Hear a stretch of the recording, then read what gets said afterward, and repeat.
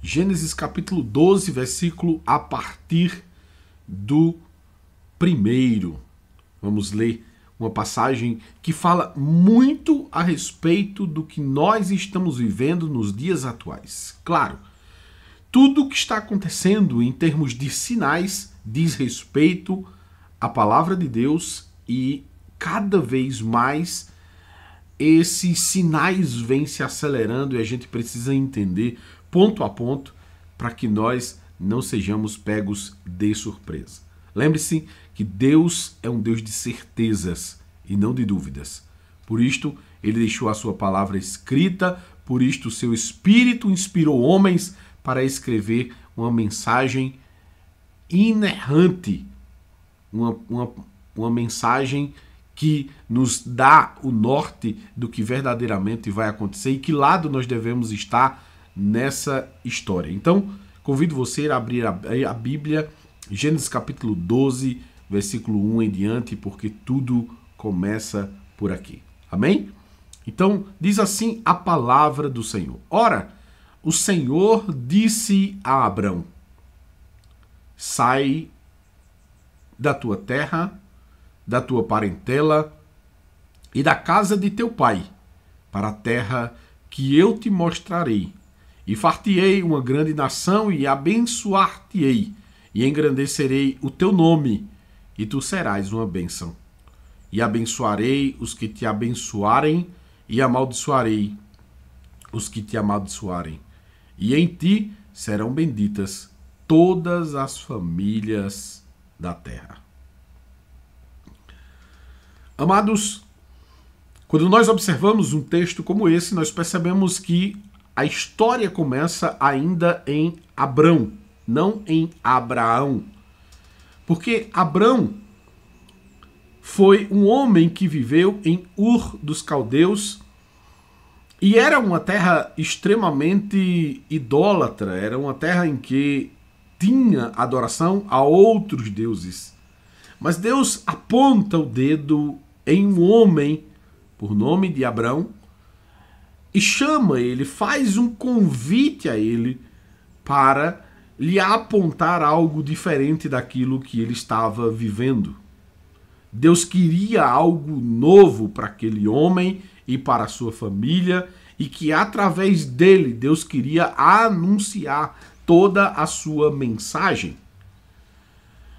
E prontamente Abrão, ele pega as suas coisas e vai em direção à terra que Deus o prometera. E esta terra é Israel. Nesta época era a Canaã prometida. A terra de Canaã. A terra que mana leite e mel. Foi a terra que Deus prometeu para Abrão. Que posterior o Senhor mudou o nome de Abrão para Abraão, justamente porque ele é um pai de multidões. Por isso Deus fez essa pequena mudança no seu nome, mas que tem um significado muito mais amplo do que pai de uma nação para pais de multidões. Então, como é interessante de perceber que aqui foi onde tudo começou. A partir deste homem, nós temos a visão de que Israel se deu a partir desta promessa que o Senhor fez a este homem chamado Abrão. Deus leva Abrão até a terra de Canaã, mas até ele chegar lá, muitas lições o Senhor deu a ele. O Senhor teve vários momentos de correções. Abrão é um homem que mentiu, mas Deus mesmo assim o protegeu, porque Deus queria mostrar a ele que não é a partir de mentiras que a vida se dá com Deus, mas sim a partir de verdades e de confiança no Senhor, porque Abraão mentiu, porque achava que o rei do Egito iria lhe matar por conta da sua mulher. Abraão teve os seus momentos de adversidade e de dúvidas, porque Deus lhe fez promessa de ser pai, e a sua esposa não podia ter filho.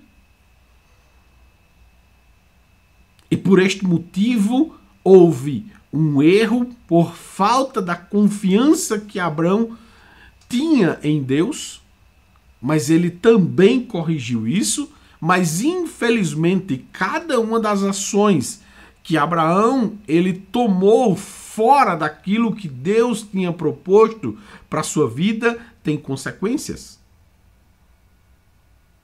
Todas as coisas que nós fazemos nas nossas vidas que não diz respeito à vontade de Deus têm as consequências do pecado. E a consequência de Abraão não esperar em Deus o seu filho, que ele havia prometido a partir de Sara, sua esposa, é justamente o que nós vemos nos dias atuais. Todo o mundo islâmico é descendência de Ismael. E Ismael nada mais é do que o filho de Abraão com Agar, que foi justamente a mulher que Sara deu a Abraão para que ele a possuísse e através dela tivesse um filho. E este filho se tornou justamente o monstro do filho de Sara. O monstro. É o monstro de Israel. É o monstro que em muito subjuga Israel. Mas o que a partir disso nós entendemos é que Deus fez uma promessa a partir de Abraão, e a partir de Abraão nós chegamos em Israel, e neste ponto nós compreendemos panoramicamente o que está acontecendo no mundo. E o primeiro ponto que eu quero trazer aqui é que se você quer saber em que pé está o mundo, se você quer saber em que momento nós estamos, é simples. É só olhar a hora. Mas pastor, como assim olhar a hora? Olhar a hora no relógio certo. E qual o relógio certo? O relógio certo é Israel. Israel é o relógio de Deus. É o relógio da terra. Quando nós vemos Israel se movimentando, nós percebemos que algo está acontecendo, e este algo que está acontecendo diz respeito às promessas, às profecias, os acontecimentos que estão descritos na palavra de Deus. É bem verdade que não estamos vivendo a grande tribulação.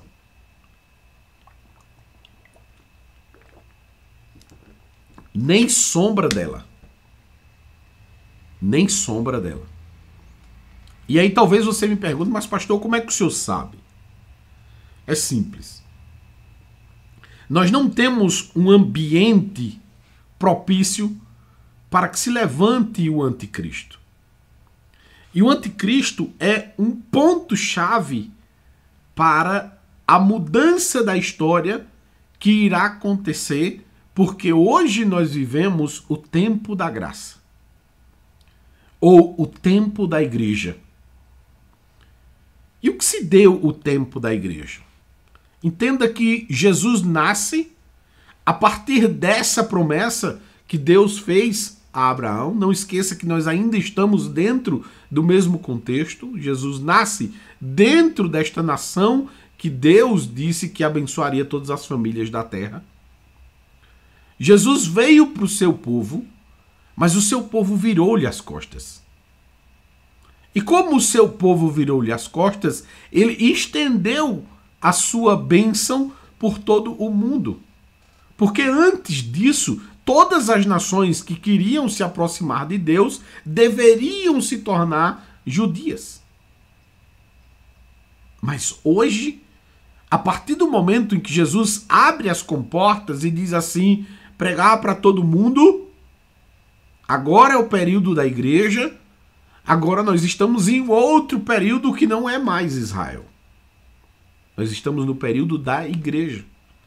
E nesse ponto é que o relógio de Israel parou. E é por este motivo que nós não estamos na grande tribulação, porque a grande tribulação diz respeito a uma profecia que foi feita no livro de Daniel, que são as 70 semanas de Daniel. E aquelas 70 semanas de Daniel está faltando 7 anos. Ou uma semana de anos. Que é justamente o que diz respeito à grande tribulação. Então, pensar que estamos na grande tribulação diz respeito a pensar que o relógio de Israel voltou a funcionar. Mas para que o relógio de Israel volte a funcionar, precisa-se haver um evento para que isso se dê. Porque para que o relógio de Israel parasse, houve um evento. Qual foi o evento? A crucificação de Jesus. Foi o evento que fez Israel parar esse relógio. E agora nós estamos num período da igreja, que é o período em que a expansão do nome do Senhor, a propagação do evangelho do reino está sendo propagada. Para que isso aconteça, logicamente, avaliando a Bíblia, nós percebemos que tem que ter um evento. E é justamente o evento que a igreja evangélica sempre pregou e há anos vem se esquecendo, que é justamente o arrebatamento da igreja. Esse arrebatamento da igreja tira a igreja do contexto histórico e passa a abrir a possibilidade do relógio de Israel voltar a funcionar. Que é justamente a partir daí que se dará.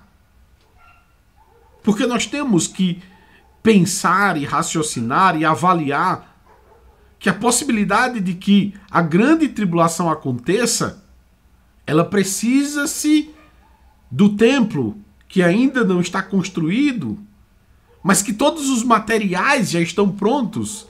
A Bíblia diz que ele será construído em 72 horas. Em 3 dias, reconstruirão o templo de Salomão.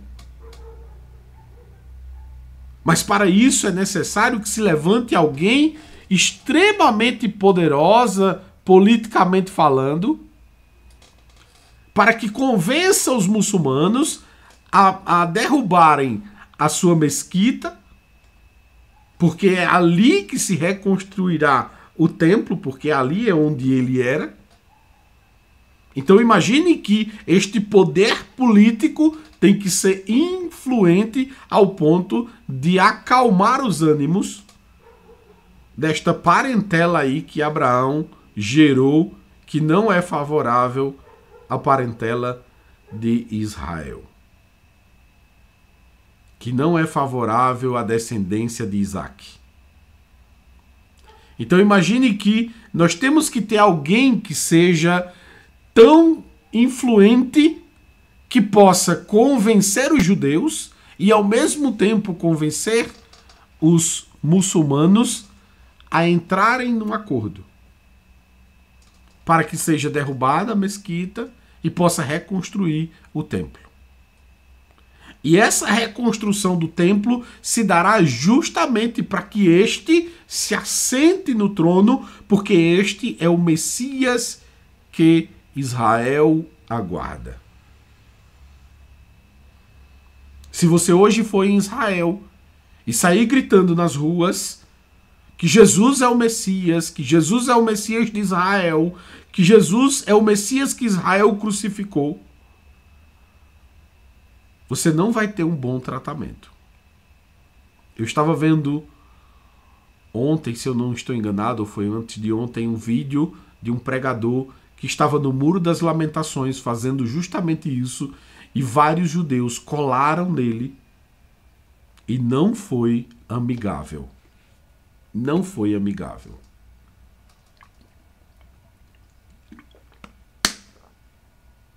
e ele apenas gritava em inglês: Jesus é o Messias.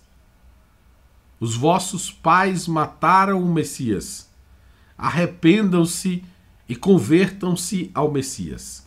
Era apenas essa a mensagem. Mas os judeus não aceitam. Os judeus não se interessam. Porque para eles, o Messias, o Machia deles, ainda não veio. Estão enganados. E por estarem enganados, serão enganados. E é justamente nessa hora que entra o anticristo. Que você precisa parar para pensar. Peraí. Se o anticristo ele precisa enganar o povo de Israel, logo ele precisa ter as características do Cristo. Porque quando olhavam para Jesus, qual era a característica que não viram em Jesus? Apenas o seu cunho político. Mas quando você pensar em um anticristo, não pense em um papa. Não faz sentido um papa. Lembre-se que para o povo de Israel aceitar esse Messias, ele precisa cumprir a lei. E para cumprir a lei, ele precisa necessariamente ser judeu. Ele precisa ser judeu. Ele precisa nascer em Belém. E ele precisa ter todas as características semelhantes a que Jesus teve. Para que possa assim enganar a eles. Porque eles vão estar conferindo Nataná, que é o Antigo Testamento. Não é simplesmente chegar de qualquer nação, de qualquer nacionalidade e eles vão aceitar, não. Isso não vai acontecer. Então imagine que é de lá de dentro que vai aparecer o anticristo. E este anticristo será uma potência a nível mundial. Porque aquilo que ele vai fazer é extremamente extraordinário. Para o que os olhos do povo desse tempo entendem. E por isso, quando nós olhamos para Israel, vemos todo esse movimento aí que está acontecendo do Hamas atacando. Isso se dá nada mais, nada menos como o acelerar do relógio. Do relógio do mundo, não do relógio de Israel. O relógio de Israel ainda está parado, até que a igreja permaneça na terra. O relógio de Israel está estacionado. Ele precisa de um evento para que possa voltar a funcionar. Para que as 70 semanas de Daniel possam se cumprir. E é justamente nesse ponto em que eu chamo a sua atenção. Eu não sei quanto tempo vai acontecer esse evento do arrebatamento da igreja. Mas uma coisa eu sei.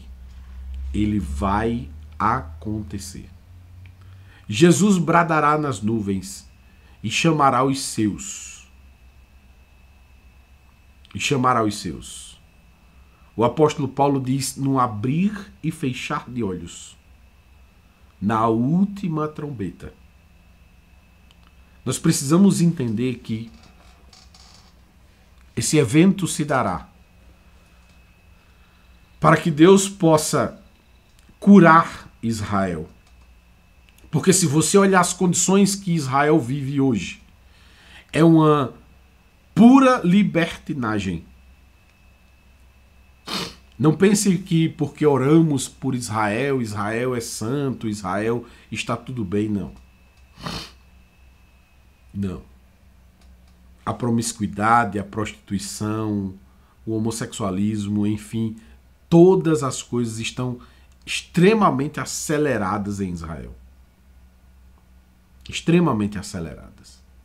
E quando nós olhamos na história, nós percebemos que todas as vezes que Israel está caído, Deus traz o seu cinturão e É duro pensar nisso, mas o cinturão de Deus nesse momento são os muçulmanos, os árabes, os palestinos, que se denominam ali Hamas, que é um grupinho dentro dos palestinos, e por isso a gente ora pelos palestinos, porque nós sabemos que não é 100% dos palestinos que fazem parte do Hamas. Mas o Hamas subjuga a maioria da população e é um grupinho político que subjuga todo o povo na miséria. E infelizmente é quem está causando todo esse alvoroço no mundo. Então, quando nós olhamos para a Bíblia Sagrada, vemos a promessa de Deus acerca de Abraão, dizendo que ele daria uma terra, e aquela terra em que os outros brigam por ela, foi Deus quem deu, nós percebemos que essa guerra não é algo novo, não é algo que aconteceu há pouco tempo, mas há muito tempo, desde que Abraão cometeu um erro de não ter confiado em Deus. E por este motivo, para a gente concluir essa mensagem e trazer uma aplicação prática para as nossas vidas. Não importa onde você errou, não importa que pecado você cometeu. Lembre-se que toda essa jornada, até este exato momento que você está ouvindo essa mensagem, serviu para que você soubesse onde não andar, o que não fazer. E este momento se abre justamente para que Jesus, através da mensagem que eu estou trazendo para a sua vida, possa lhe dizer: filho, filha, se arrepende. Se arrepende dos teus erros. Se arrepende dos teus pecados. Abandona aquilo que não me agrada, porque está perto o momento de eu chamar a minha igreja. Abandona o pecado. Onde você estiver, você pode fazer isso nesse exato momento. Curva a sua cabeça, fecha seus olhos, diz: Jesus, eu não quero mais viver essa vida de pecado. Eu não quero mais participar de coisas que não condiz com a tua palavra. Jesus, eu quero andar contigo. Oh, glória. Arrependa-se onde você estiver. Aceite a Jesus e receba salvação da sua alma. Arrependa-se e seja salvo. Agora, nesse exato momento. Você não precisa da minha presença, você não precisa da minha imposição de mão. Jesus está aí, onde você estiver, em qualquer lugar do mundo. Não importa onde você esteja. Ele abriu essa porta que eu estou transmitindo a partir de um lugarzinho pequeno em Pernambuco, no Brasil. Mas que essa mensagem pode estar atingindo você em qualquer lugar do mundo. E Jesus apenas está usando a minha voz, a minha boca, para dizer: filho, filha, arrependa-se e volte-se para mim, porque eu tenho o melhor para você. Eu quero orar por você, que nesse exato momento quer mudar de vida, quer abandonar o pecado. Eu sei que não será fácil. Não é nada fácil. Eu não estou aqui dizendo que é fácil. Mas se você se arrepende, nesse exato momento você vai receber ajuda, socorro. E um socorro que pode te ajudar de uma forma que ninguém pode. Se você se arrepende, você receberá o Espírito Santo de Deus, que te auxiliará nessa sua jornada. Que estará contigo, dando aqueles puxãozinhos de orelha. Quando você errar, ele vai dizer: Psiu, isso não faz parte do meu reino. Isso não condiz com a minha palavra. Isso não diz respeito a quem está comigo. Aceite a Jesus e receba o Espírito Santo de Deus em sua vida. Em nome de Jesus, eu vou orar. Senhor Deus e Pai, em nome de Jesus, que as tuas mãos poderosas, ó Deus, estejam estendidas nesse exato momento. Onde tiver uma pessoa, Senhor, arrependendo-se dos seus pecados. Onde tiver uma pessoa se entregando para ti, ó Pai. Que o Senhor abrace a sua alma nesse exato momento, ela sinta o teu abraço. Oh, Senhor, eu sei que há festa no céu se uma pessoa se arrepende. Mas em nome de Jesus, eu libero a tua bênção, Pai, sobre esta vida. Em nome de Jesus, que as tuas mãos poderosas cubra a vida desta pessoa e a partir de agora o Senhor ajude a se libertar de todo o pecado, de todas as práticas que não condiz com a tua palavra e com o Senhor. Pai, muito obrigado, Deus. Em nome de Jesus, muito obrigado, Pai. Amém. Que Deus abençoe a vida de vocês que estão aí no YouTube. Que Deus estenda as mãos poderosamente sobre sua vida e te faça prosperar no Senhor. Não esquece de curtir aí e deixar o seu comentário. E sempre estar conosco aí nessa jornada, porque Deus tem mais. Sempre Deus tem mais aos nossos corações. Deus abençoe. Até a próxima, em nome de Jesus.